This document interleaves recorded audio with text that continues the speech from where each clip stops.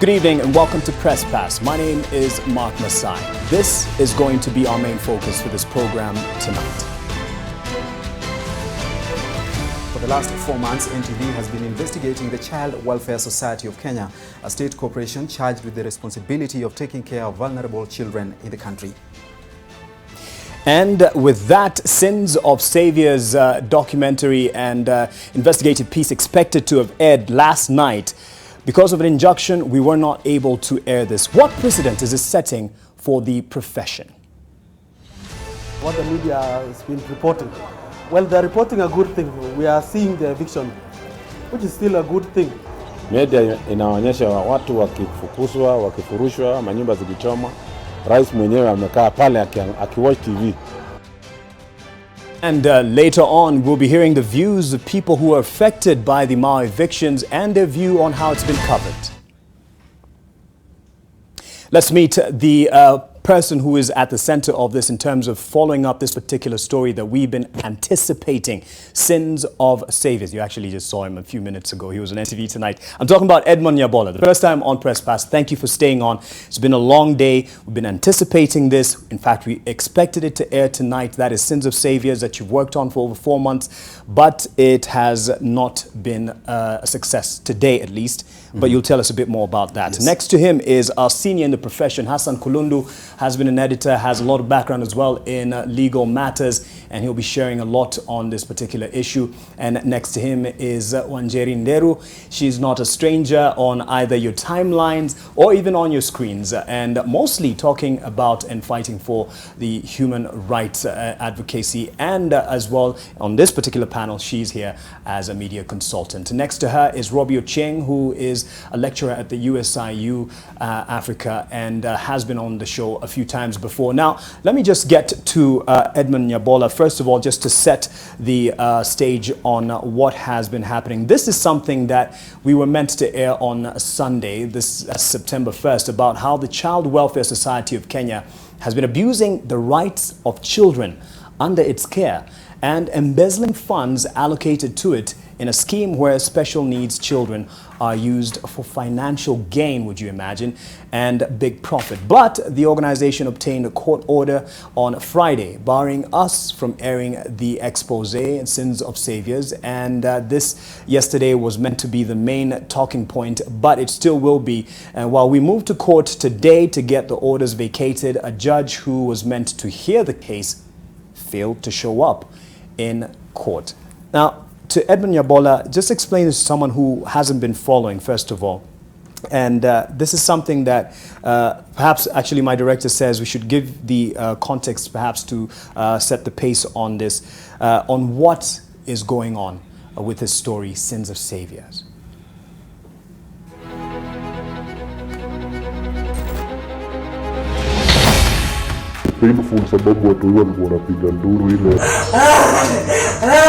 So these are patients with cerebral palsy. So all of them are given this kind of drugs. Yes. Absurd, this is a quack. All clinics were cancelled apart from that clinic in town that offers family medication. These children know about here, brought here by the that's what CEO of the Child Welfare Society. Do you have any medical training? No, this is not animal. Do you have any medical training? But those are medical drugs. Can I go to the toilet? There was a lot of anticipation for Sins of Saviors, and we still have it, saved even on the cloud, just to be safe. Edmund Nyabola, why hasn't it gone on air? What has happened? So I think, Mark, it's important that we create a context to this story. So, like you mentioned earlier, for 4 months we had been doing this investigation. You know, as journalists, you get tip-offs about story ideas and things that are happening out there. So when we started following up on this case, and it was one that we had to be very careful about, because you're talking about, you know, children and their rights thereof and how you deal with those kinds of issues. We have an ethical code that we have to follow when it comes to such. And so we interviewed the people that were involved. We spoke to our sources, you know, gathered documents, records, and even secret recordings of some of the things that were being alleged, right? And so as a right of reply, we approached the management of the Child Welfare Society of Kenya for their comment. because then for the story to be balanced ideally, right? Yes. So when we reached out to them, I think that's when they found out that we were looking into this. And then from that moment, they had tried to do a couple of things to stop us from airing this, including asking us to stop, that we would be infringing on the rights of the children, while in this case we were actually advocating for the rights of children. Yes. And just trying to expose some of the things that were happening therein. And so when we did that and asked for an interview, that took quite a while, about 3 days before we were granted one, because we insisted, all right? And then when we went there, we did ask the questions that we had to the CEO, none other than the CEO of the organization, Irene Muriithi. Which she did after, of course, a bit of hesitation. She did do the interview and she responded, she has the right to, as a subject in that story. And yes. After responding, so we came back and then we put out a promo saying that this is a story that we have that we will air. But then her, efforts to stop that story did not end there. She kept calling and doing this and saying some other things, that I can't mention here. And telling us how she knows people in high places and so many other things that really I cannot mention. This is a subject of, under the court. Yes. And then on Friday, quite mischievously, I must add, she went to court just about towards the end of the afternoon when, of course, we would not be able to go there to get those orders that she got vacated. And no, she obtained an injunction stopping us from airing that story on last Sunday. On what basis? She claims, in what I have seen, that we were going to infringe on the rights of the children by showing images of children on TV. We are journalists. We have an ethical code that we follow. We wouldn't do that. Even if we did, we conceal their identity and their names as well. Yes. But because children are subject of this story, and you might have seen some of the images even on the promo. Did you see the face of any child there? Not at all. We can't do that, and we have rules and guidelines that prohibit us, I should say, from doing that. Mm-hmm. And so she went with that and a couple of other accusations, and then she obtained that order, and it was served. And because we are law-abiding and we follow the law, yes. Because we call out people out there for not following the law, so we also had to play our part in terms of just following that order. Mm-hmm. And then we went to court today to try to have those orders quashed, but our legal affairs secretary went there and tried to follow up, but the judge, like you said there, failed to appear in court, so we are still here. Right. Bwana Kulundu, as you follow this, and to the rest of the panel, I'll start with you, Bwana Kulundu, in your response. Any responses, any surprises as to how this has played out? Well, the surprising thing is that I think in this case, in my years of experience in journalism, this is the first time, to the best of my recollection, where a person who believes will be aggrieved by a certain story published goes for a preemptive strike. It has not happened very many, if I remember, we have not had this in many years. Even during the dark years of the so-called Nyayo era, they will not use that particular, they will not use this particular instrument of an injunction. Right. What we are used to, either they would use the rogue police to come and raid the media house and maybe destroy and maybe plunder the media. That was what we were used to. That. What we have been used to, you air the story or you publish the story, then somebody who is aggrieved goes to court and seeks the remedy in defamation. Yeah. Nonetheless, that's not to say that injunctions are illegal. They are perfectly legal instruments that are available in litigation. In fact, an injunction is can be used as a shield or a weapon. So in this situation, I think the Child Welfare Society used it as a shield, which is okay. But the thing we would like to, we would have loved to know, given that injunctions are actually issued very sparingly by courts, for the reason being that they are issued ex parte. One person is one who approaches the judge in chambers and makes a case before the other party is called in to challenge it.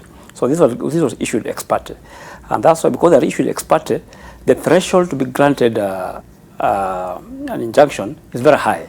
So first of all, the person must demonstrate that they are going to suffer what we call irreparable harm, and they must demonstrate to the court they must have what we call a prima facie case, clear to on the face of it to persuade the judge. So we are hoping that the judge must have been persuaded to that threshold of to issue the injunction. But now the interesting thing is this. The other party against whom the injunction has been issued should be given an opportunity to come and challenge that injunction. And in this case, I want to believe there should be a proportionality analysis, and I think this is what the judge should have done today. He has denied the opportunity for that proportionality analysis to be made, so that if the person is going to suffer irreparable harm, the person seeking the injunction, but you must also look at the other side. In what public interest? Because there's also public interest which will suffer if that story is not aired. Then the judge must demonstrate that, must be persuaded that this injunction, because the person seeking the injunction must also persuade the judge that the person against whom the injunction is issued will not be prejudiced in any way. But in this matter, you can see obviously, this story not airing, of course, the investigation, the reporters, the media house, and even the public will be prejudiced in a very highly very prejudiced, such that if it's not aired, who knows, that particular idea of the suffering of the children continues to happen because that's been exposed. So there's an issue of public interest there, and we'll bring it in. But there was something interesting you commented on, Wanjeri, earlier before we came into studio, and I think it was, to rephrase it, aren't you afraid of being seen as cowards as Nation Media Group? And in fact, some people have joked, bebeni hiyo story tutawasaidia kuchangia hiyo penalty mtachajiwa. It's funny to read that, but is that a position you feel that would, from what you've heard with the background and the context drawn by Bwana Nyabola, do you understand now why it is that we are off air with this particular story? Yes, I do now. Yes. But what happens is, a lot of the times when we see some of these things happening in court, the media does not tend to fight back the way the public would expect them to fight back. And now I understand that the court did not sit today, so you did not get an opportunity to demand for your right to be heard. But having said that, if you look at CWSK and you look at historically from where it has come from, it was started in the early 1950s. Children who left abandoned or orphaned after, I think, the Second World War or something like that. And this group of women came together and decided, let's do something to protect these children. And it became, an organization where we have had even our own First Lady, Mama Ngina Kenyatta, as a patron from, I think, 1968 to 1978, like putting her name down to support this organization. And currently the president. Yes, and currently right now we have Uhuru Kenyatta as the patron. But now you ask yourself, who is this organization accountable to? Because that they can go to court and stop you from airing a case story like that shows, first of all, she says she's very well connected. That is very obvious. But it also makes me ask, why would the court not sit on a matter that is this serious when they know that you were stopped from airing this yesterday? It is our right as the public to information. The information that Nation Media Group has is supposed to be for us, for our consumption as the public. When we have private individuals using the court system and putting their personal interests and personal reputation above our constitutional right to get this information as Wakenya, that is wrong. Yes. And maybe, as you had mentioned earlier, I was a bit biased and wondering, why did you not just call their bluff? But knowing now that you never got that chance to, question where the judge would sit and say, you know what, you cannot air this without hearing your side, then I understand. Yes. But still, as our constitutional right to information, a person's right to their personal reputation cannot supersede as the public's right to information, like what Nation Media Group is holding. Right. Let's talk about the parameters of what is entailed in partly in the injunction about the exposure of these children. And you were teaching a class today on media ethics. What really should guide our profession about this particular issue? It's all in the code of ethics, and it's very clear that one of the things that must be obvious is when you're telling such a story, you have to kind of blur the images and make sure that you're not exposing people so that they're not recognized. I think that is the most important thing, that the children involved are not in precarious situations, and even if you're showing some harm inflicted on them, it should not enable the public to be able to see them personally. So I think if you are able to tell the story without making the child recognizable, I think that is within the limits of what is expected of the profession. As we've been assured by Nyabola and the team. So then, with that, what stops us from airing it if we know that we've protected the identity of the children and their integrity? I'll start with you. I think it is a court order. Okay. It's important to obey court orders, because you can't go. The order says don't air it, irrespective of the precautions you have taken in the story to protect the children. Now, that is what you are supposed to argue today, to challenge the injunction, when now you have got the opportunity to challenge the person who sought the injunction against you. So this is what you should have actually done what? Pleaded today, telling that no, this person claims that we are going to expose the children indecently, but say that no, in our story, we have ensured that they are protected. So that you are, if you plead that, that's your defense, then the judge could easily lift the injunction, so that you don't need. And Nyabola, you wanted to say something, and as you respond as well, someone might ask, okay, you didn't air it, but I saw a similar story on the Standard yesterday, and how come they did it and you didn't do it? Just for layman. I mean, obviously, because of what Hassan says, it's a court injunction. The Standard had no injunction, but we have no monopoly to what stories to carry. In this business. The Standard, in their own way, did find out some information regarding that true story, and they had the advantage of not having to promo the story before they published it. All right, so the Child Welfare Society of Kenya perhaps did not see this coming, and they just went with it, and so that's why I think they got away with that. Plus, it's a newspaper. There's, you don't promote a newspaper story as such as you would as much as, and the visuals make a big difference. Yes, but the thing I wanted to talk about before was the story has not aired. It hasn't. So no one knows except me, of course, and the team that we worked with, the camera persons, and of course the editor and the script editor, are the ones who have an idea of what the content is. So how you'd go to court saying that we are going to expose, this and that, when you haven't had a look to know what exactly is contained therein, I think is a bit, questionable on the part of but the idea. The idea really, I think, was just stop this at all costs, because that was made clear to us even before they went to court. And then this injunction, though, this stands till when? The 1st of October. You'll be short. So it's supposed to last. It's issued for 14 days. 14 days. 14 days. Thereafter, you can renew it. That's ex parte, 14 days.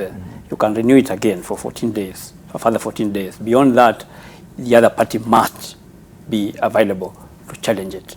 Okay. So, but if they've been given a month, then it's not within the 14 days. It's ideally a gag order. Don't have the injunction here, but let me just find it. In terms of, we can't air it till the 1st of October. And you wanted to respond, I guess, to what he was putting out there in terms of how questionable it is that you would go, by your right, get an injunction, but what you're basing it on, no one else knows. How do you know if they don't know? Yes. That's a fundamental question. Because you're not sure. If somebody has so much information about whatever, if you're looking at a promo, it's like a trailer. Yes. You can't really tell the in-betweens, isn't it? So why would this person specifically have those, that kind of detail? So that's the fundamental question. But again, the question we should be asking, why preempt?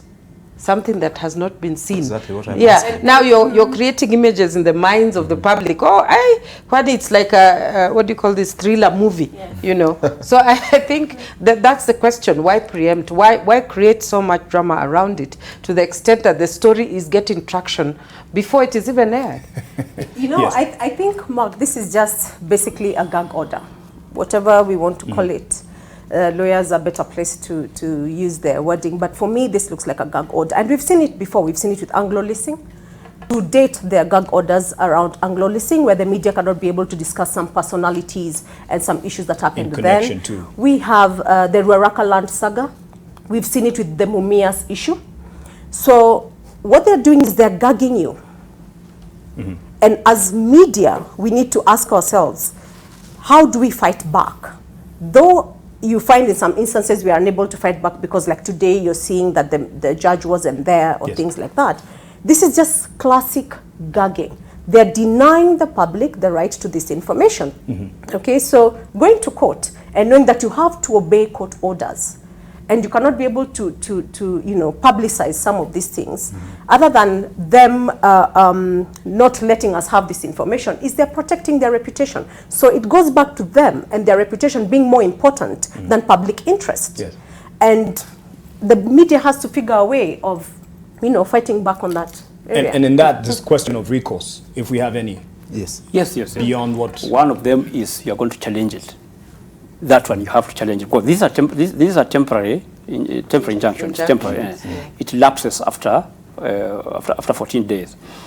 If the person does not prosecute it after 14 days and does nothing about it, it lapses and then you are allowed to air. Yes.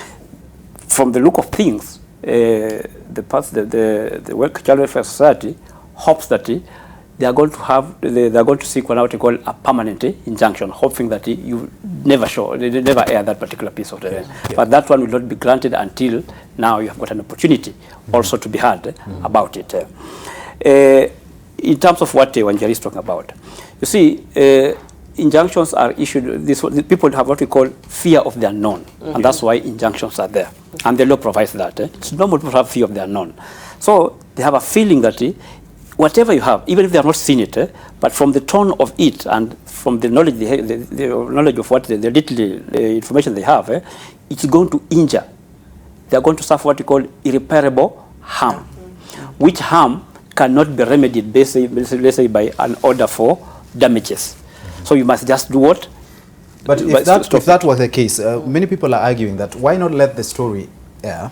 Then if there are things you need to challenge about that story, then proceed on to court and challenge those things. But remember, people who've been in these positions, like senior positions in government, have always had a way of protect, like a blanket cover, and that if you kind of interrogated what they did or how they did it, they would always have a fallback plan. But now corruption is the in thing. Everybody is talking about it. Right. And as you go on digging out these stories, that exposure really, in all fairness, will have irreparable image issues, not just for the person, but also the organization. So they might need to buy time, and I'm now going to the PR side. You buy time, you know, during the crisis, so that you can put your issues in order. And one of the easiest ways for them was to go to court. And of course, within 1 month, a lot might have been done. Your story might have been preempted,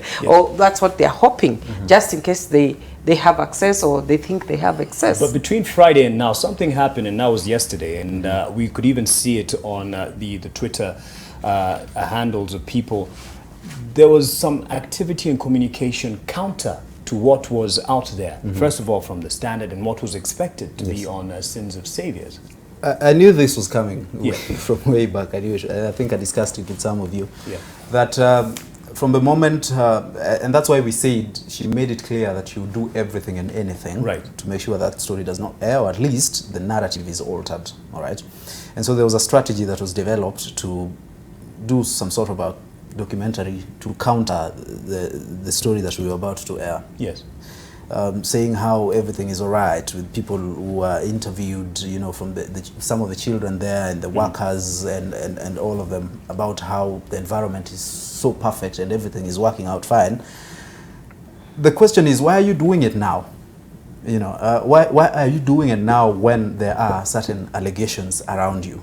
And bear in mind, these were allegations that we found out, and then we came to you to corroborate, to ask your side of the story. So you had a chance to actually respond and provide some of the material that you'd use to argue your case against this story, right? And I'm not going to say much about it. You're no stranger to counter, you know, conversations, whether it's online. When you're onto something, then there's another army that is sent out. This is something that we have to deal with on a daily basis whenever we're doing stories. How that plays out, the thinking of people who are trying to counter a particular narrative that is out there, or shape their own narrative.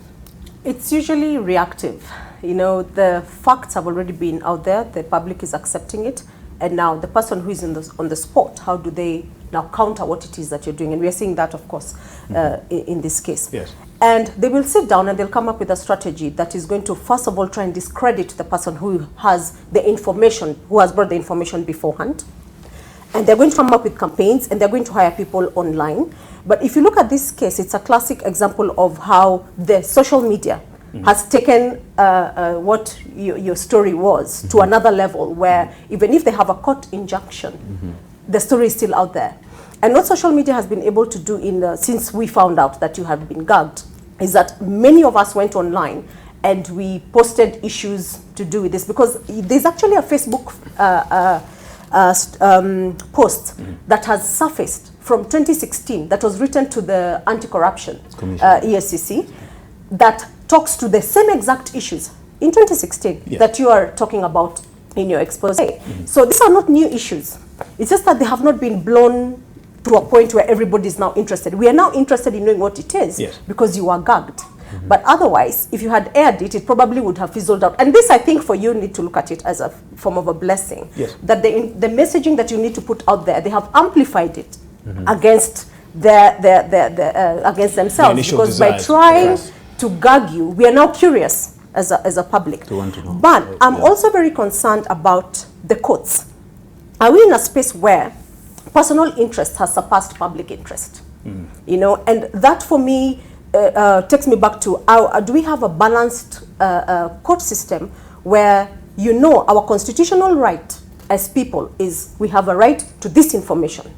But now you're doing what? You're putting the public interest, I mean the private interest of Irene, the CEO, above.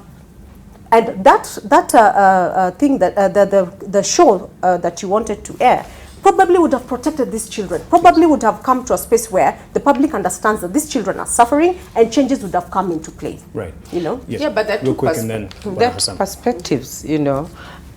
If I am inside the organization and I'm looking at the PR or the corporate communication aspect of it, if I can get an opportunity to delay information and, you know, regroup, then I would do it. But the problem with the strategy of using social media, which people tend to think is very like, you know, social media is kind of elitist. It's not exactly, you know, something that will reach all publics. So that particular public will kind of skew. You know, it's not a place you control the narrative either, because you put a posting there and then people take the story to whichever angle they want, and it is only editorial judgment that changes the, you know, kind of switches off the conversation about that story. And that's why Wanjeri is saying that for what they've done, going online might have not been the best strategy, because people then can, you know, alter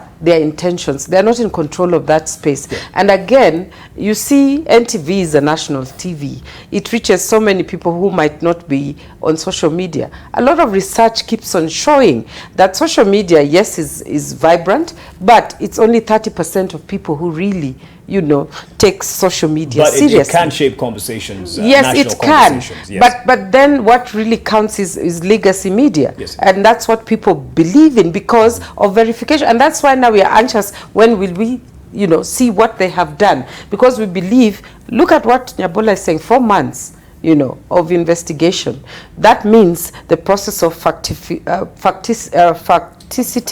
and verification has actually been taking place. Yeah. We are also going to see source variations. We are not going to see one person's view. We are not going to see like a direct, you know, back and forth. And we've seen that you've even taken, you know, steps towards having the right to response. You have taken time to verify what you've been told. So it's not something that has just been, you know, like a one-time story, you know. It's something that you as a media house have taken time. Yes. And then also, we are looking at an era where we are kind of exhausted with social concerns. And one of the social concerns is corruption.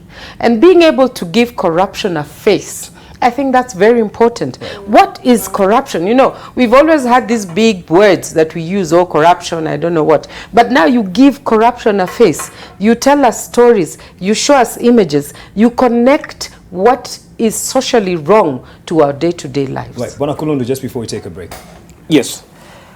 I will, for the first time, in the first instance, I would be hesitant to impute mischief on the judge who issued the injunction. Because my assumption is that the judge was persuaded and the person seeking the injunction met the legal threshold for being granted an injunction. Let me throw a question, because this is from a layman's, I don't know whether to call it layman's, but this is a viewer, Nafis Mohammed, and it's to what you've just said. Yes. He says, how can a court issue an injunction on a sensitive matter like sins of saviors, where children, angels in brackets, are abused by those who ought to be their guardians?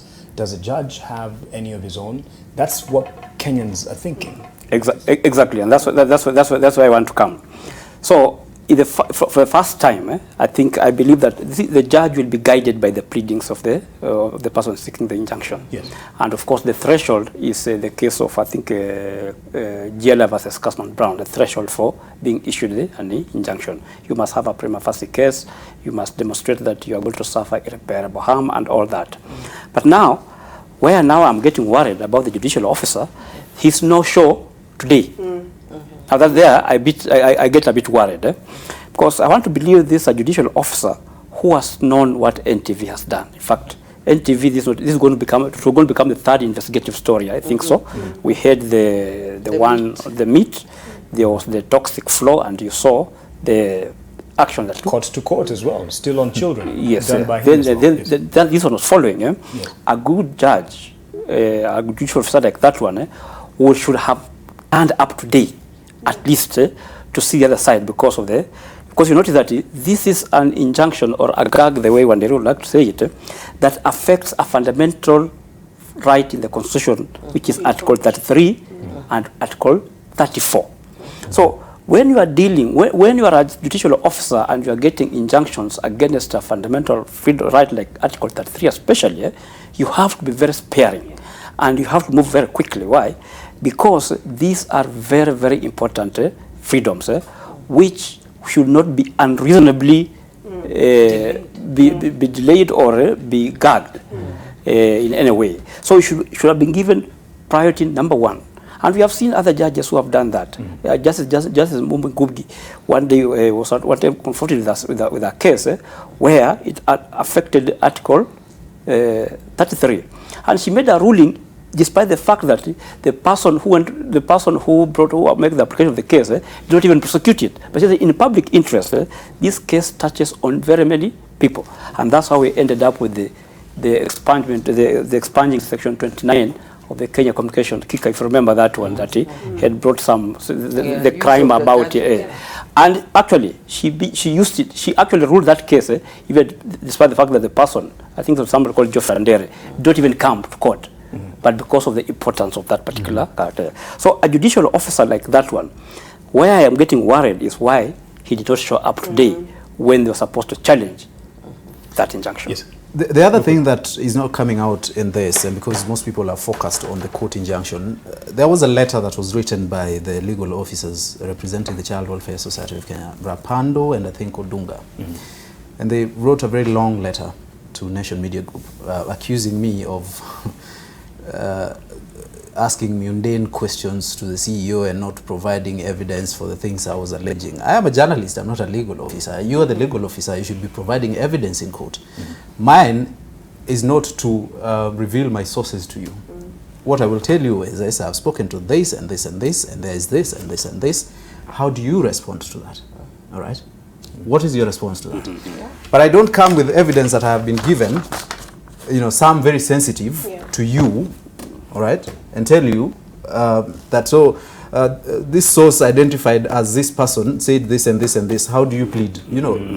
That's not what we do as media. That's a court's business. Yes. We ask you those questions and you respond, and we have you respond to that. You're right to reply. Yes. Not even that, you're covered by reporter's privilege. And I want to get into that in the second part of the conversation, because we need to take a quick break and also look at the responses that were being sent in, because there's much more we haven't covered on this particular issue that's already coming out from stories that have already been done, whether it's on social media or even on other media houses, because as Nyabola said, we don't have monopoly of this information, but we do have a lot of information that you want to stick by for. Stay with us.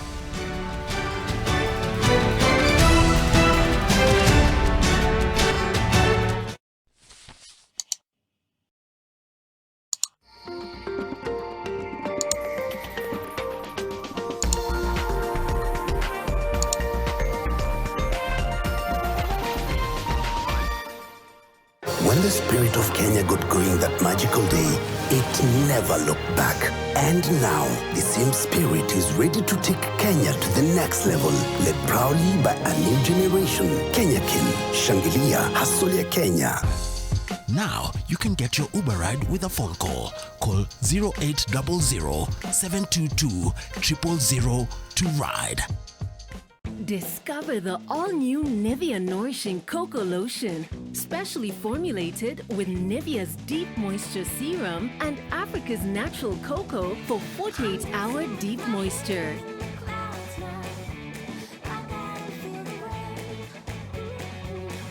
Glowing, radiant skin with nourishing cocoa lotion from Nivea. Get 48-hour deep moisture from the new range of Nivea body lotions. Nation FM. More music and less talk.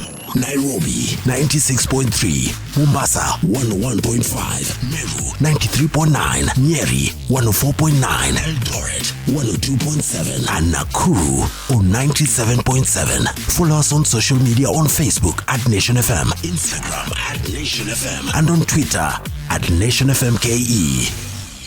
Nation FM. More music and less talk. Mtoto analia, mpatie simu. Ongea zaidi au ongeza bundles ili uweze kufikisha target yako haraka haraka. Alo Junior. Nawe kila wakati. Dinda, unapeleka wapi vitu zangu? Yaani wewe utashindaka hapa kila siku. Babe, apparently your son has a fever. Oh, babe. Mimi ni security consultant. Mimi sio muganga. Look how happy he is seeing both of us here together. Ukifunua, tunafunika. Concussion ulinipea ikufanya kazi. Hii sura ina kale ya muganga. Hujawahi ona muganga handsome. When the spirit of Kenya got going that magical day, it never looked back. And now, the same spirit is ready to take Kenya to the next level, led proudly by a new generation. Kenya Kin, Shangilia, Hustler Kenya.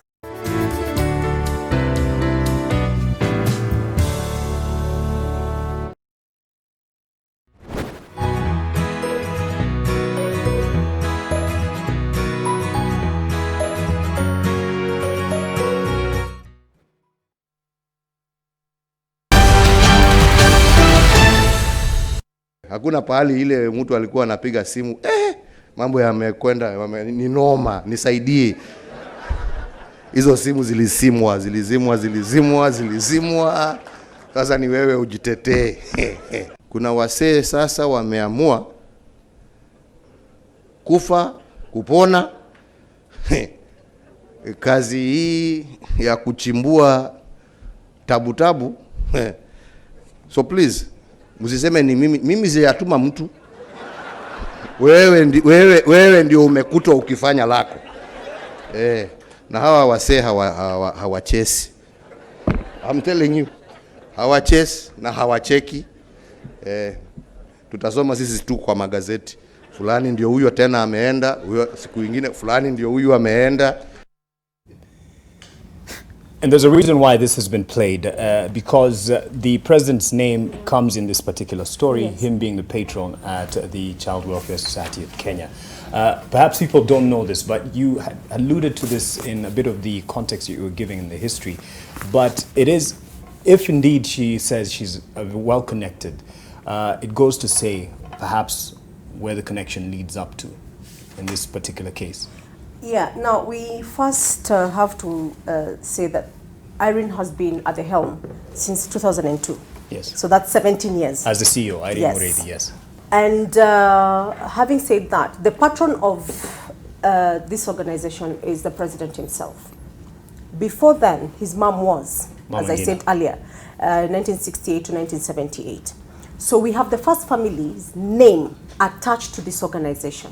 So I ask myself, is it that his handlers, because right now he's very busy fighting corruption, let us take it that way, so he doesn't have the time to be able to sit down and, you know, find out where my name is mentioned, what is happening in that organization. But his handlers, are they aware of what is happening in this organization? And the fact that she can say she's connected means, as you've heard the president saying, simu zilizimwa, means that she's confident that nothing can happen to her because of the connections she has to the first family. Is the first family ready to be tainted in this way? And are we going to expect that something is going to be done now that this has come, you know, out publicly, that these children are suffering in this organization, and Uhuru's name is the one that is out there as a patron? And what do we mean by a patron? A patron is somebody who legitimizes an organization. A patron is somebody who, if your name is attached to an organization, it means it gives it some form of credibility. Is the president aware that an organization that carries his name is mistreating children? Right. Yeah. I think name dropping is always a tactic to scare people.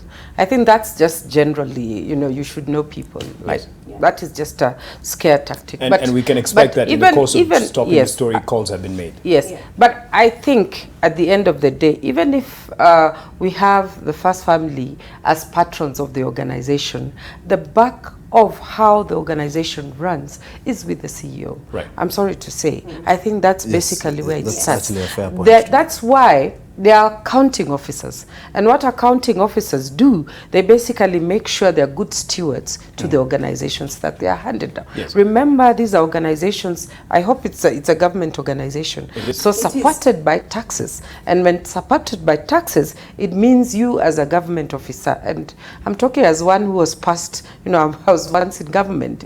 It's really your responsibility to make sure that you safeguard what is given to you as an organization. Right. So in this case, if something of this nature has been recognized under your watch, I think it is only, you know, it is only in public interest that people know exactly what's We keep saying public interest, Yes. and just to understand the scope of, you know, the details that need to get out there for, first of all, the taxpayer, because I believe they were given something to the tune of 1.2, 1.4 billion by the Treasury to run their operations. Besides what they say, and perhaps it's the fear of protecting her name as a CEO, and you have no business trying to just besmirch her. You have no personal interest for that. But because this is a public or government organization supported by taxpayers' money, there is public interest in this. Yes. Give us the scope of what we would want to put out to the public. We've mentioned a bit of children being abused. Well, the scope. I can't promise to do that, The but scope, yes. this is what I'll say. There is a Children's Act, a law in this country that was put together to safeguard the rights of children, vulnerable children. You know, right to health, to education. Yes. To all those safeguards of, you know, the law and what would actually actualize their dignity as people, you know, and people who actually depend on other people to take care of them, if not parents and maybe someone. If they are orphans or vulnerable or abandoned children, in the case of this, taken to children's homes and stuff like that. So you have this organization that is supposed to be actually taking care of the welfare of those children, protecting their rights and providing for them in the manner that they should. And you, the taxpayer, you and I and the rest of the panel and the Kenyans pay tax, and this money is taken into some of these organizations to do that, to help with that purpose of safeguarding the rights and the welfare of these children. And when this same organization that is supposed to be doing that appears to be, because I can't determine fully as a court would that this is that and this, I'll just show you what I have and what was determined, that certain rights are being infringed on. Of the children. This is right to healthcare, as you saw there, among other rights that I cannot mention that are part of the story. And on that angle of embezzlement of funds, and why we keep saying that, it's because money is being used on alleged programs to, provide healthcare to these children, but there's some disconnect on amounts, among other things, and how it's spent, and the decisions around the expenditure in that case that we also flagged that need to be answered. And I think that should provide this.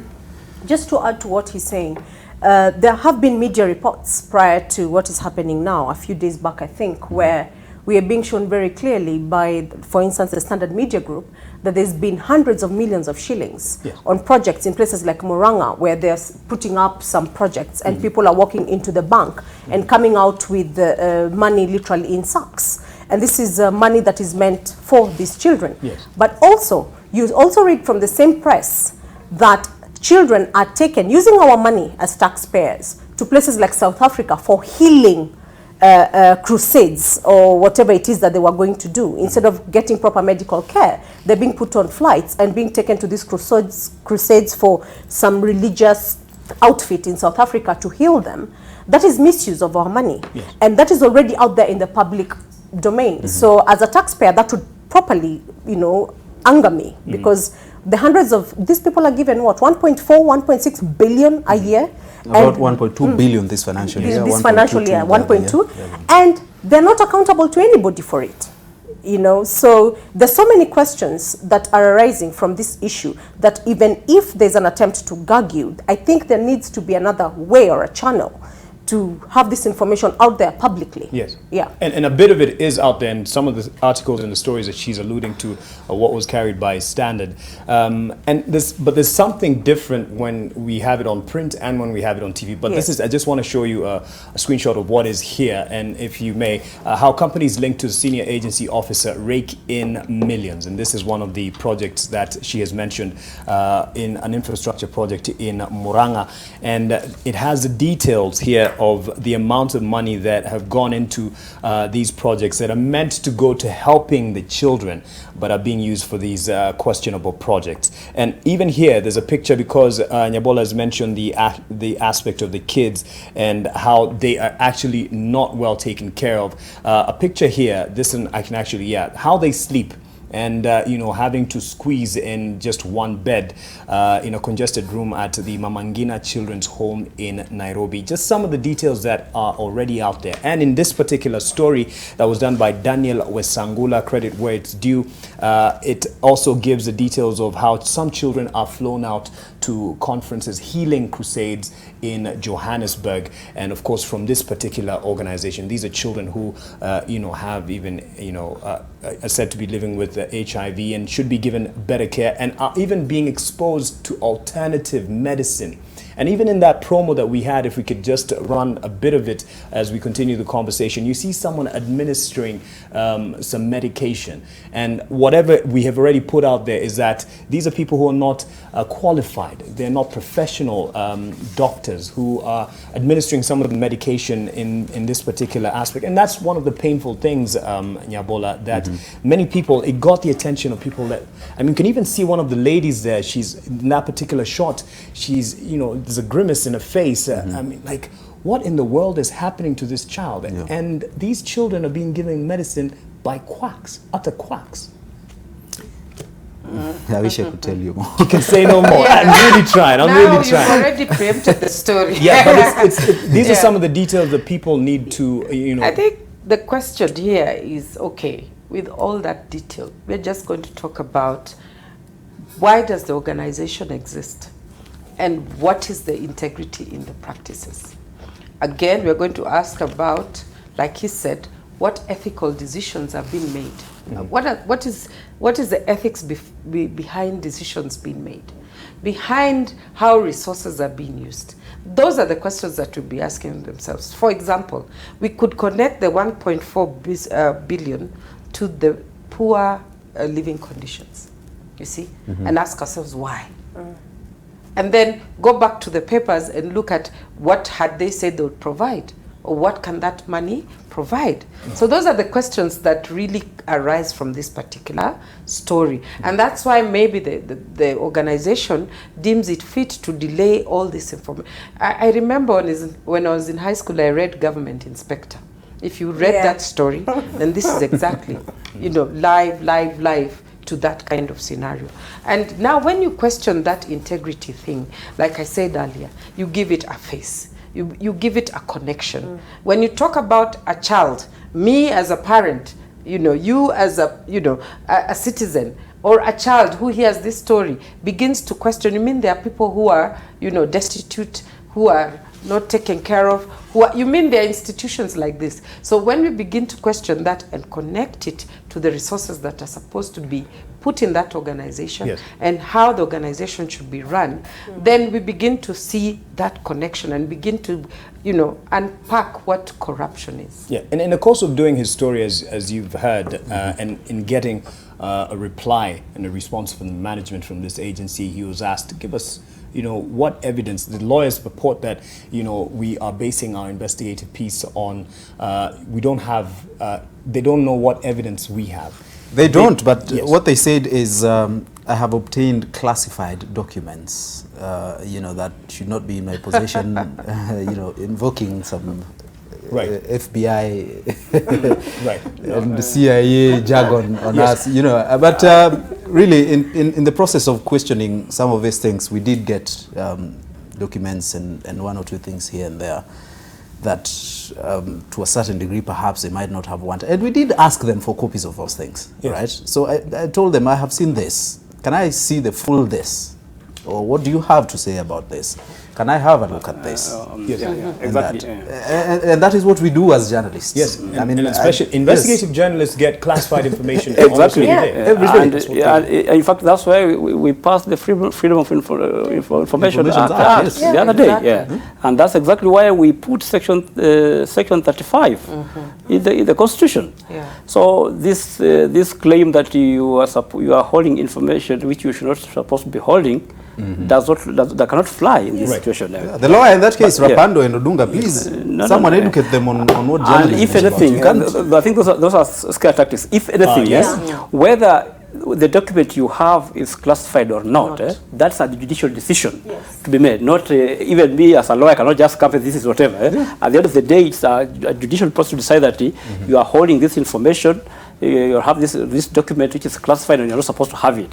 So it's not just somebody. But then again, what is classified information? What's classified in the case of a state corporation? But I think they're just operating on Official Secrets Act, which died. So it doesn't fly. Yeah, it doesn't work. But I think the important question to ask this: has the media was it justified to pursue this story?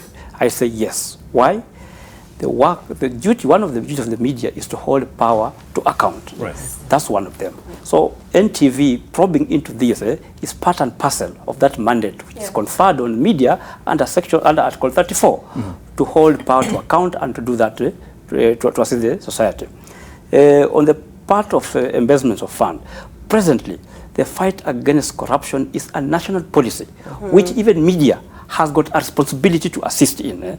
So to pursue how those funds have been used, the media, and I think NTV and Edmund here, that is perfectly within your ambit, your remit.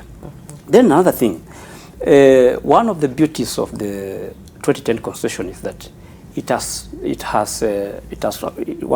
done, unlike other constitutions, is to recognize what we call socio-economic rights.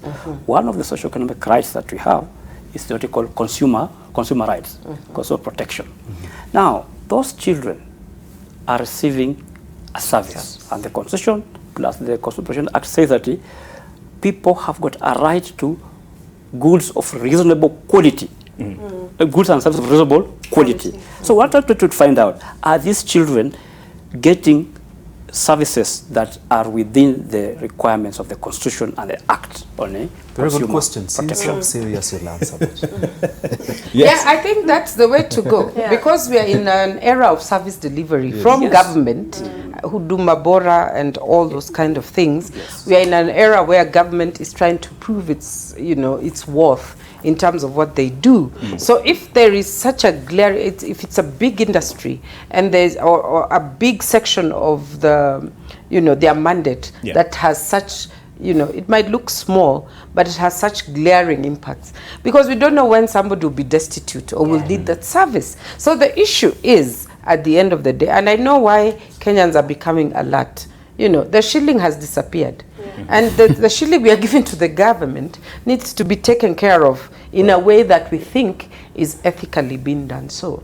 And therefore, if that service is offered, it should be done in the right way. And by the way, if you look at the audience we have today, and I keep on saying, it's not the follower, voyeur kind of audience. Today, we have so many sources of stories. If I want to know something, I go to Buyer Beware.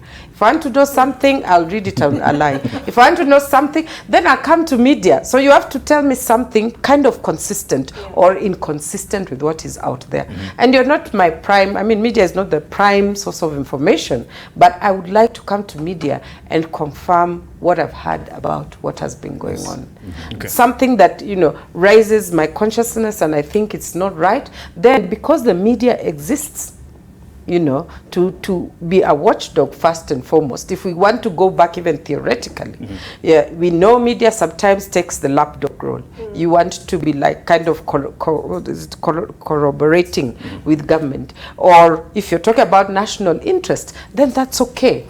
But there are also times the media wants to be facilitative. We ask ourselves, where do cancers come from? Then you show us red meat bean laced with sodium, Then we begin to connect the problems that we have socially with unethical practices. And I think that's what he is asking. And he is saying that should the media tell the story? Yes. Okay, and just before I let Nyabola go, and then we'll be in the concluding part of the show. Do you think we shouldn't have run the promo? Where we were, getting the anticipation of the viewer. In hindsight now, since if they didn't know what we had, I think. Well, people will argue that it was a bad idea, but listen, we are in the business of information. Yes. And putting that promo out there to tell people that this is what we have found out. Please stay tuned for this coming on this date.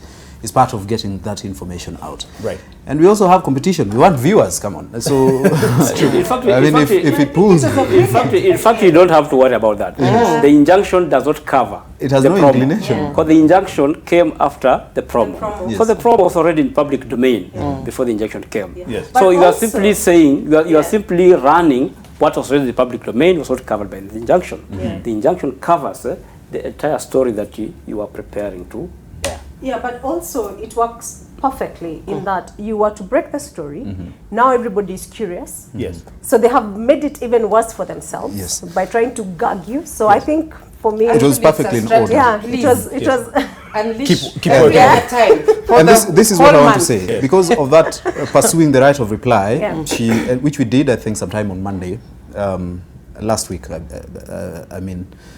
She already had an idea that we were working on it because we were asking the questions at that point in time. At that point in time, we hadn't had the promo running on air, right? The promo came in, I think, on Wednesday last week. Midweek. So she had an idea, and this is something I believe she was going to do either way. Yeah, perhaps she would not have known when the story would run, maybe the organization in this case. But I'm sure they were going to do it. Yes, at some point. And they've started. Yes. Bottom line. Let's just be, in all fairness, media has had a challenge in terms of what you feed to your audience. People are tired of the day-to-day. This is what's happening. People want details, and these details can only come from such stories. Investigative. And then now you're selling content. You're not selling adverts. We are hoping that you will give us an opportunity to subscribe to good stories that we are such interested. As these. Yes, exactly. Okay, now what next? What's happening tomorrow? Some people have asked to be enjoined in the case. Yes, the Law Society of Kenya, FIDA, and what's the other Kenya organization? Human Rights? The Kenya Human Rights Commission as well want to be enjoined in this case. And just to argue, they were asking about the information around the case, and we did provide that with through our lawyer here, Seko Wino, and then they spoke, and I believe now they are pursuing this matter together to see what happened, what is happening now, and what should happen going forward. So we do hope that they also understand where we are coming from in terms of this is information that we have that we need to put out there, and it's in the public interest that we do. Okay. And try to help out in arguing this case. So our lawyer should be going back to court, I believe, at some point to try to have these orders vacated. Yes, and we're keen on having this story aired. Maybe before he leaves, I have a suggestion. There are people who are arguing that at least these children have somewhere to sleep. I think moving forward, it is important that you break it down to the public. What does 1.2 billion mean? You know, when you're talking about children sharing beds, 6 of them, others on the ground and everything, and this is an institution that has handled 1.2 billion shillings. This financial year is what they've been allocated, right? Yes. If you break it down to the public, that person who's saying, at least they're not in the street, will understand where the outcry is. So we need to simplify it It's further not for just the an people. issue that they have got a place to sleep. The Consumer Protection Act says that the service must be of reasonable quality. So if what they are getting, is it what they are being given, worth the 1.3 billion? Then we also have got what we call the Public Finance Management Act, which says that public resources must be spent for properly. Yes. Okay. So there are questions that people have to. For me, it's a personal situation. I think I lost my dad in Kenyatta Hospital, and I found him one time, not on a bed, or and when he died, I was like traumatized. And today, when I go there to visit people, I find people in decent spaces. I think that's what's important. Right. How decent is the service that you're giving, be it in education, and that's why stakeholders are making noise. How decent is the education? Even how media. Decent, yes. Even with media, we are supposed to ask, what is the quality of service? Exactly, from the media. And I think the other thing that needs to be mentioned in this is, away from the legal jargon and everything that we are talking about, is the aspect of human dignity. Yes. All right. We have a right to life, dignity, and to health, and to dignity as well. Just do things that uphold the dignity of the person you're dealing with. Period. And that is just a set of decisions. Yes. It's just making a set of ethical decisions. This is money. Let's spend it in the right way, and let it be, of service to children. All right. Edmund Yabola, hang in there. You can leave now. You mean here? I mean, and we're keen. As you've mentioned, the team, led by our legal advisor and officer, they're very keen on making sure that we're able to air this story, Sins of Saviors. That is, even if we can manage tomorrow, we'll have it on air on NTV tonight, and make sure that you get the details to this story that everyone is asking about and some are trying to kill. Thank you for that. Be prepared for spin-offs around it. Spin-offs around it, yes, that we can be expecting. In the process of airing this promo and going to court, we have had news sources on it. Yes. There's a lot of things going on. All right. Thank you for the good job that you're doing, and let's keep it up. Of course, not just here, everywhere else. We've seen Mara Heist on Citizen TV. Let's all, and there have even been attempts of stopping that particular story from airing, but they did air it because that injunction didn't come through. Too bad for us, Nyabola. But hey, the story will air, and we're keen on making sure that it does so. But we're law-abiding, and we will pursue this using those channels as well. Stay with Press Pass. We'll be in the concluding part after this.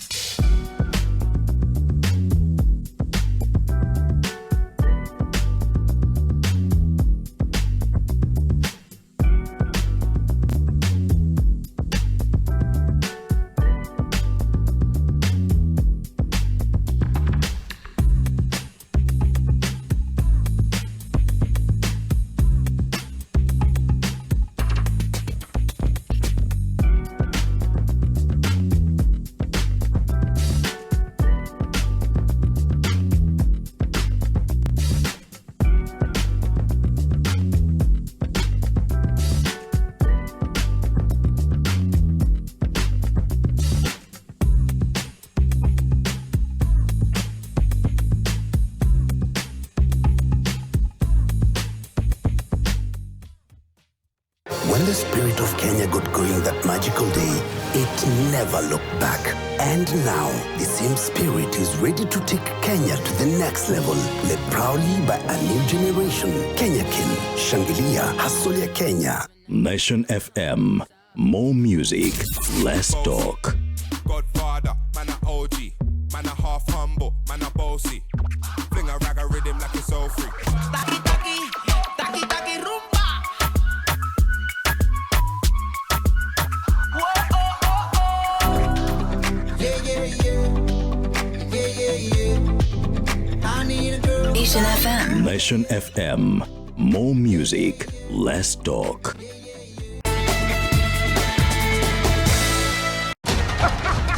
Theatre Sensations Heartstrings Entertainment are back with another rib-cracking comedy play, Forget Me Not, at the newly refurbished Nairobi Film Centre, formerly Nairobi Cinema, September Friday 6th at 7 p.m, Saturday 7th and Sunday 8th at 3:30 and 7 p.m. both days. Charges 699. Buy one, get one free for the show on Saturday at 3:30 p.m. Buy one, get one free for the show on Saturday at 3:30 p.m. show. Food and drinks will be available, and Nisisi Band will be live before the show on Friday the 6th. For reservation, call 0722 or 0718-745541. Forget Me Not is a Heartstrings Entertainment rib-cracking comedy play by none other than Sammy Mwangi.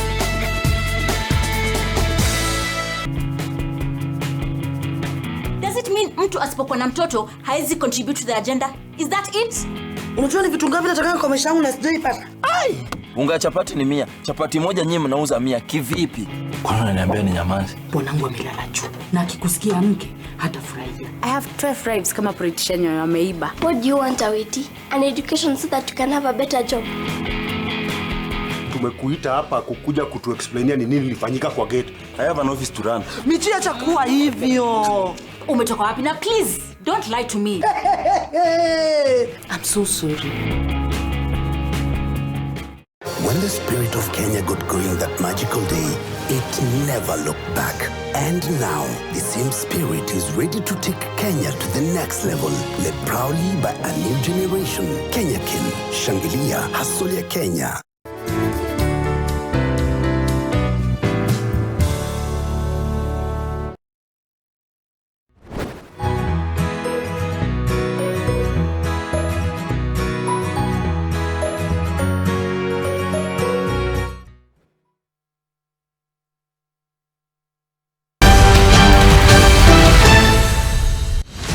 What the media has been reporting. Well, they're reporting a good thing. We are seeing the eviction, which is still a good thing. But I think there is need to go to the surface to show us to understand more as a public. Because there are so many gray areas we don't understand. One, we don't understand whether the people being evicted, are they in the government land or outside? Because there is a claim that they are on a trust land. Wanajaribu kuonesha wananchi. Sababu Mau imekuwa ni kama siasa. Ikifika siku ya election, Mau watu wanaenda. Siku yenye hakuna election, Mau watu watoke. Sasa hatujui ni kwa nini serikali inacheza na watu ya Mau. Tunataka tu media bado waingilie kati sana, kwa sababu kuna mambo mengi hatujaelewa. Kama vile watu waliingia Mau. Nataka tujue sana vile watu walipata title deed. Kwa sababu tunasikia wakubwa kwa serikali wakisema hiyo ni makaratasi tu. Tunapongeza watu wa media kwa sababu wanaendelea kutuonyesha mambo ambayo yanaendelea pale. Na vile tunaangalia kwa media pale, tunataka waingilie vizuri sana, waingie ndani kabisa tuone mahali gani imesemekana hapa ni mpaka ya forest na ni mpaka ya wale ambao wamepatiwa title deed. Saa hizi jambo ambalo linashangaza mimi mwenyewe kabisa ni vile rais anakaa pale. Media inaonyesha watu wakifukuzwa, wakifurushwa, manyumba zikichomwa. Rais mwenyewe amekaa pale akiwatch TV, akiona watoto ya watu wanaumia namna hiyo. Hana roho ya kusema pale nilipata kura. Pale kuna shule CDF, pesa ya serikali ilivyoenda. Kuna MCAs mahali fulani kwa forest hapo ndani. Kuna mbunge wa sehemu hiyo. And this has come at the tail end of the show, not because it's a smaller story. It's actually a big issue and we'll be following it throughout the week. It's still going to develop throughout the week. But it has come up over and over and over again. First of all, from what you've heard from some of the viewers, most of them actually from Wasingishu. So we can't say that it's representative of the national feel of our coverage of this particular story. But from where you sit, what have you seen play out in this particular story? I'll start with you. I think the political narrative really waters down what the impact of having a watershed, settled upon. I think the framing should actually move away to the social implications, the economic, and again, the climate change implication to that particular, situation. What the media is playing at is the usual political card. It's my card against your card, the conflict frame. And that then, in the process, we lose the value of understanding what impact that would have. I think that's where we've lost the plot. We need to be able to tell people, and I'm not saying it, they've said it themselves, yes. They need to have more context. If this land is under trust, they need to have a context around it. And then, again, one thing that Kenyans thrive on in literature is historical memory. So can you trigger historical memories around land issues? And that way then you're able to create a context that is full for people to be able to see the injustices, either for those who have settled there, how they are being handled, why they are being moved in and out. Those are the questions that need to be asked. Okay. Yeah. We're talking about evicting over 60,000 families that the government has known are there, families that did not just wake up one day and planted themselves there. So for me, this is just a classic political class playing politics with Kenyan lives. And the unfortunate thing is that it's not that we do not understand the implications of them settling on the Mau. We do. The public may not really grasp it, but the people who are fronting this eviction do not have our interest in terms of our environment and our water towers as the core. It is politics. So they're going to evict the 60,000 families. We saw some voluntarily leaving today. Come next election, they're going to come back. And then who also is being evicted? It's the Mwananchi. It's a common person. We have people in power, past and present, who own large tracts of land in that same space. Are they being evicted? Are they being told to leave because it is detrimental to our environment or things like that? They're not. So it is about our lives being, if I can say, pata-potea with these politicians. It's really not about us as a country. It is about political mileage. It is about using our lives, as I said, to gain some political, favors or to threaten the other side. We are not doing this because we care for Kenya. Yes. It's all politics. So what's the angle we should be pursuing then moving forward? Because it comes up over and over and over again. It's not the first time we've been talking about the Mau. And their names, purported to go to leaders in the past government and in the present government that own large tracts of land. But then the way this story is framed is the Mau is a water catchment area. It's a green lung of Kenya. We need to conserve the environment. Hence, the people need to be moved. But then it's mostly these people against conservation. That's how we paint it to the Kenyan public. But then should it be, it's those big kahunas who have the big tracts of land against the conservation of Kenya? What should we be angling at? I think on this story, I'm afraid to say that the media has failed in one fundamental way. On the Mau story, I think the media has been more of a conveyor belt than being what we call agenda setting. The media can also set an agenda by taking a position, an objective position of what it really is. And this is what this is what the media should have done.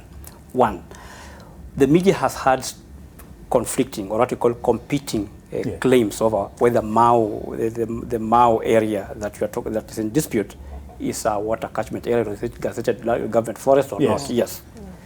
What is so difficult in working with the Ministry of Lands and asking for these documents? If anything, the Cabinet Secretary for Lands is our own former, our own professional colleague. Yes. Farida Karone. Yes. She will be the first person to, in fact, she's really easy to approach because we are already one of our kind. She'll tell us that this is the position of that area, so that we have what we call clarity on the issue. Then you say that their story, usually they say that there are three sides to a story. Your story, his story, and the truth comes in the middle. There the media has failed to do that. I don't know why we are not going to probe those documents. Because land in Kenya, there's no land that can exist without law. There is law around each and everything. And the way the colleague has said here, this is what we call institutional memory. We can go back. Where do we start? Nonetheless, there's also some positions that we need to take. Although they might sound a bit legal, but I think they're also important, and media can follow. There is this issue of people who say they have got titles. Fine, they may have titles. But people must understand the reason why we went to Bomas and had what we call Article 40 of the Constitution on the protection of property. The right to protect property. Property is protected.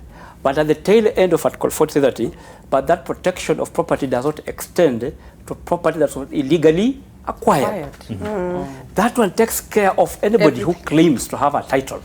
That's constitutional provision. It does not protect property that was illegally acquired. Then there's also a principle in law which says that you cannot pass good title for what you did not have. Right. So there are people who are sold land by people who did not have title or the right capacity to get to sell the land. The Constitution and the law does not protect that kind of title. Exactly. So those are the issues that the media should be pursuing. Then thirdly, there is also what we call, like this one I believe, Kenya is also a signatory to certain international instruments on environmental conservation, like the Kyoto Protocol and many other, the Paris climate, whatever on that. If anything, let's go back. When it came to issues of climate change and conservation, Kenya at the Earth Summit in Rio, President Moi himself attended that whatever, and Kenya gave one of the most powerful papers on ozone layer, the ozone layer. It was, in fact, people were amazed that that kind of paper could come from an African country. And the University of Nairobi here, from the Department of Atmospheric Geography and Atmospheric Physics, they presented one of the best papers, which actually formed the basis of climate change and environmental conservation. And that's why the Mao was even discussed in Rio at that particular time as our water tower. So the question is this: what are the international legal instruments that Kenya is signatory to? Remember that Article 2 of the Constitution says that international instruments, legal instruments, are part and parcel of Kenyan law. So we have got an obligation, for instance, under the Kyoto Protocol, which we are signatories to preserve what we have, okay? To restore what we lost, and not to pollute. Yeah. So when the reclamation of the Mao, even if it was given out, we have got an obligation under that protocol, under that those instruments, to restore what we lost. Right. I think that the broader question is, how can we tell the land story in a way that it makes relevant, impact to the way we think about land? And in that way, like he says, if this land, by the way, land is owned by government per se. So if it's government land, this has been designated as a playground. This has been designated as part of the road. Government has all the right to reclaim it. And therefore, what do we do as media? We tell broader stories. We connect stories in such a way that people, because what are the people saying? You're not giving us enough so that we can make informed decisions. And also the second thing, you must give the audience enough so that you raise their consciousness and they're able to see value in all those things that we put in our constitution, all those protocols that we've signed. They might not sound like they are in the cloud. You say cloud? No, they should be, on the ground, and we can easily connect to them. There's the other aspect that we can't ignore, because as we're telling this particular story, then there's a justification to evict the families, but then there's a humanitarian angle of this. How do we balance that? Because yes, we can establish that we need to restore, reclaim parts that have been encroached within the Mao forest. But then how this eviction is being carried out, there are complaints as well as you media being used to justify. Now people say, yes, we need to save our environment, but then the way we're being evicted is not Maybe humane. It's because the media is also not telling a balanced story. A lot of the eviction that we are seeing is it infringes on the rights of these people. They are burning their houses. Fine. They were given a 31st October deadline, I think. October 60 days, yes. Yeah, to leave. You're giving 60,000 people plus 60 days to leave the only home they know. And then you pour GSU on them and burn their houses. What's humane about that? Right. So even if we are trying to protect this Mau because it is our future in terms of water and everything, the people who need that water in the future are currently suffering in this, and it is not, I don't believe personally that it is their fault that they're there. And unfortunately also, the media is just carrying the narrative from the politicians. Oh, we voted for you. Oh, next time we will show you. And then it flips again every election cycle. So the common Wananchi, who I'm calling Wananchi, are suffering. They're being removed out of there like criminals. And most of these people, you're seeing old women, with their little goats and their little bags, trying to leave before the GSU or whoever the security forces are being used. We've even had stories that Mungeki and other people are being poured into the forest. I mean, we can't do it in a humane way. Secondly, if these people don't know any other home and they've always been there, are we saying that we're going to abandon them and not compensate them? Is there no program where by the time the government was coming to say you have 60 days, had they not sat down and figured out what are we going to do with these people when they leave? Are we going to just let them flow into the towns and become homeless? Because a lot of them will become homeless. But the other question is, why do they keep coming and going? Coming and going. Politics. Yeah, no, why? Why do the people keep coming back? We have a law. Yeah. We have a law on how to conduct evictions. Yes. That one is there. Yeah. We have it. The government can follow that law. One of the requirements of that particular legislation is to give what we call adequate notice. So, when you are talking about that, we are not being humane, correct? I can tell you, and I think the issue of Mao started in 2009. Remember, how much adequate notice do you require? The only thing is that I can blame government. You give notice, then you become lethargic, and then you walk back on it. Point number one. Point number two, we must understand, I agree with you what you're saying. The government has got what you call the right of eminent domain, or what you call, it has got the radical title. It owns all the land in Kenya. But if government wants to take land from somebody, there is a provision even under Article 40, okay? Like for instance, in fact, government is not in the business of buying and selling land. Government acquires or sells or allocates land. So if it wants to repossess that land, to acquire it for public interest or in public interest, it must do what we call compulsory acquisition, and there's a procedure on that. But you see, it can only do compulsory acquisition where somebody has got a title. Yeah. If you don't have title, government cannot do compulsory acquisition, because part of the completion of a compulsory acquisition process, title must be a transfer. There must be transfer of title from one entity. In fact, not even transfer. There should be surrender of a title. So some people who don't have titles cannot say that they cannot be beneficial for compulsory acquisition. But then, of course, the humane part of it is covered in the Act for Evictions. So I think the government should just put its act together, in my view. There's been some lethargy, and for politics or for political reasons, they start a process, then they do what? Then they abandon it. Then the problem persists. But at one point, I want to believe that one of the humane things you can do is to relocate those people. There is an, is it called internal displaced? IDP. There's even an act on that. There's even a law on that. The government should use that particular provision. So where the problem is when people resist a government, for the government to do what is lawfully supposed to do. It's impunity. Okay. Yeah. But also we need to make it very clear that even if it has been, yes, from 2009, and everything that is whatever is very nice and glossy on paper, but practically this 2009 notice does not only just go to the Wananchi, it also goes to the Mwenye Inchi, and the Mwenye Inchi is not being evicted. But I they think still have their tracts of land. Yes, but I think let's okay, we can say that Mwenye Inchi is still there. Selective. But today I drive through. I like to connect life. I drive through Gashet Westlands, And I'm like, okay, this estate was here. Oh, you mean this is Kitisuru and all that. Eh?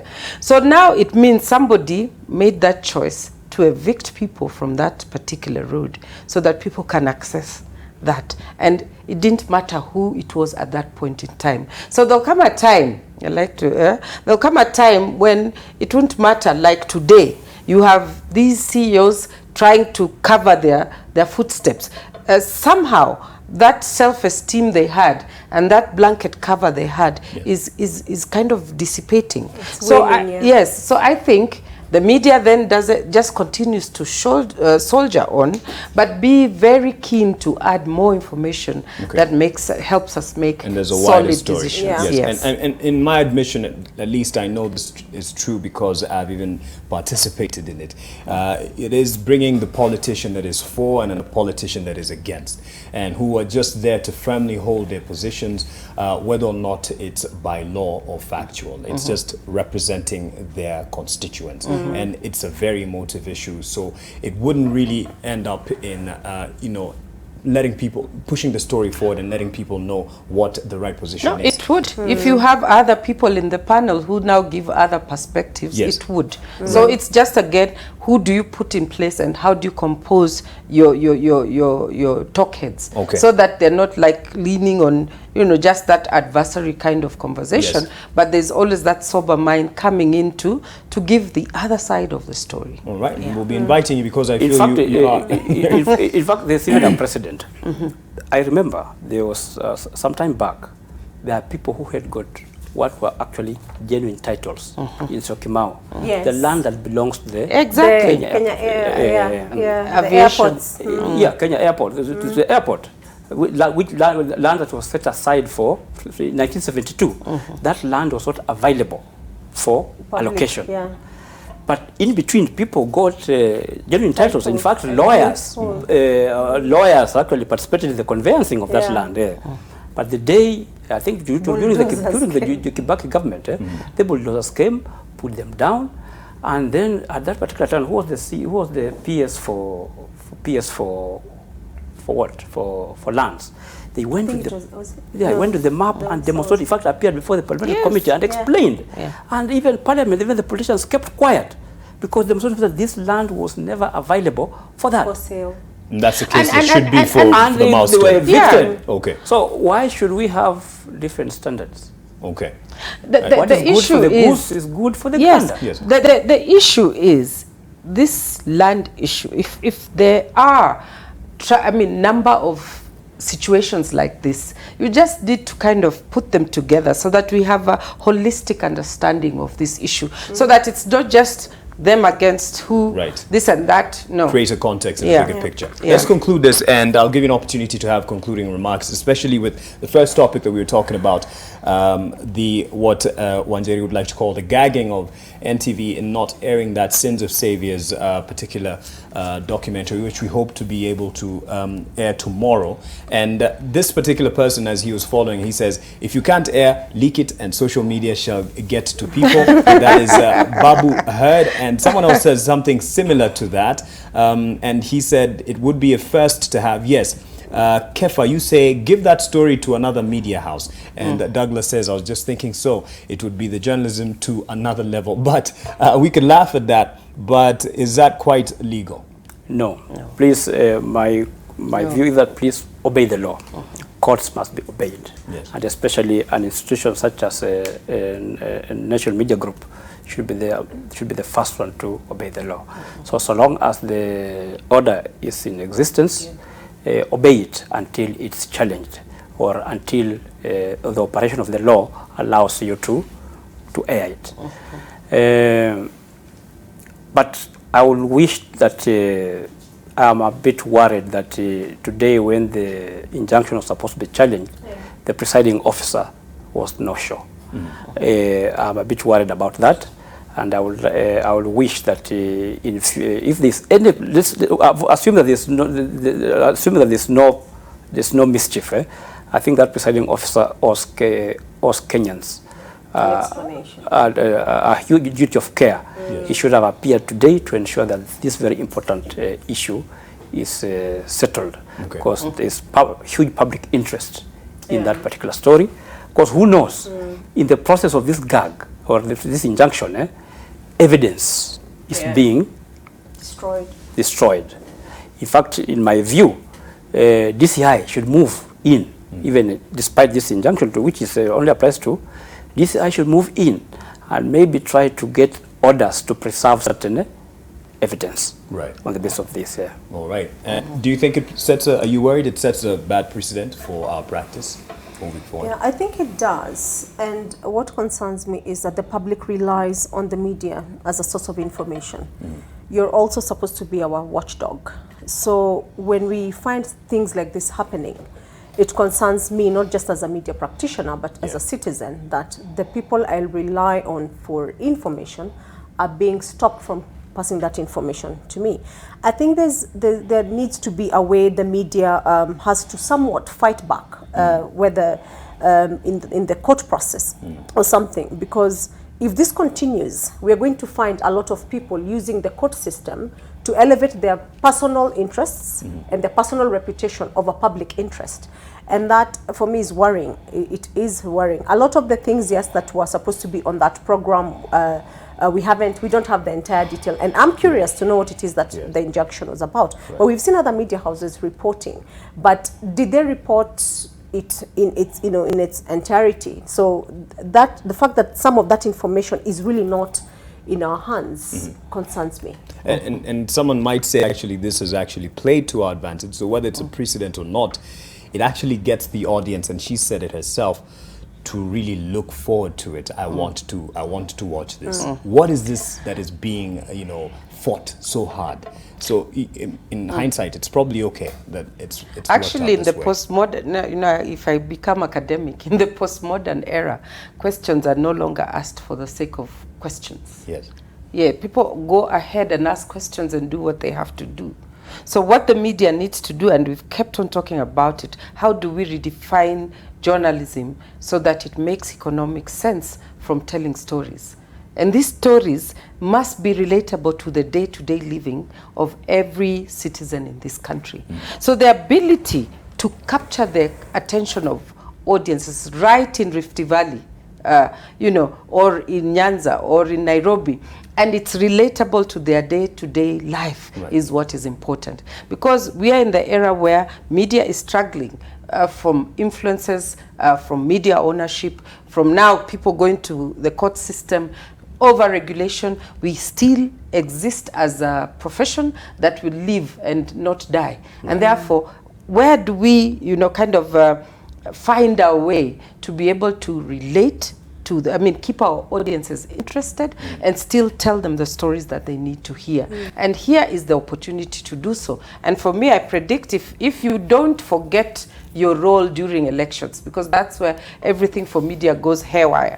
We all now, we are in fact thrown out of media houses and other talk heads come in. But the issue is that if you consistently follow, what you're doing now, at some point, it would be relevant to give that political frame to every other issue. It might be very relevant for people to be able to connect with stories about children, stories about water, stories about women, stories about health and dirty water, stories about, those things that just looked like textbook kind of issues then come to life. And I think for us, it's an opportunity, because we have past the times where audiences were glued and just, taking what the media says wholesomely. We are at this point where the media is asking, you've heard from your voice box, they are asking for more. Give us context, let us connect. Go there, tell us the story. Take aerial, what we like to do with the drone. Take those images, show us those tracts of land. Let us connect. Then we can be able to see the gravitas of these issues. And that way, then you serve public interest, and again, you drive the theory of social responsibility. And I assure you that sins of saviors, as much as is to the power of our legal team and our editorial team here, we will pursue this particular issue and make sure that for the public interest it airs. And yes, Bwana Hassan Kulundu has told us, let's just follow the law, and we're law-abiding, and we will do that. We're not cowards. But you will be able to see that story, and we hope to be able to air it tomorrow night at 9 p.m. So look forward to that. We'll be keeping you posted on the progress to that. So just before we go, the Inter's radar, which really just kind of throw our binoculars in the international scene and see what's happening to our colleagues, the journalists. As a crippling lockdown in Indian-administered Kashmir nears a month, journalists in the region complain of harassment by authorities, with many accusing security forces of deleting their camera footage and pressure to report normalcy. Now, the communications blackout has made headlines globally. The administration set up a media center at a private hotel in Srinagar to allow journalists to work. Now, the center has 5 computers with an internet connection and just 1 landline phone for hundreds of journalists based in Kashmir, as well as ones who came from outside the region to report. Now, journalists from this as a unique, see this as a unique situation that had never happened even in more worse times in Kashmir. It is alleged that since the night of August 4th, the region's 7 million residents have been placed under a curfew and denied telephone and internet access. The restrictions were imposed to prevent backlash over India's Hindu nationalist government's decision to strip the country's only Muslim majority state of its limited autonomy, triggering the worst political crisis in the region in more than 70 years. It's good to see what's happening to other people internationally. As you always hear, there's always someone who has it worse than you. What we're facing today is just a drop in the ocean, but we will get over it, and we'll continue to serve you as to the best of our abilities. Thank you to Robbie Cheng, my lecturer. I'd say she keeps bringing out journalists from USIU Africa University, and thank you to Wanjeri Nderu. She gives us a hard time a lot as we continue with our work in her championing for human rights. And thank you to my senior, Hassan Kulundu. Always says it's the truth. When we fail, and if we do well, he says it as well. And he's always there to lend us wisdom from his years of experience in the profession. Thank you for making it all the more worthwhile to be on air at this hour. And my director wants me to keep quiet because we're way past our time. Good night.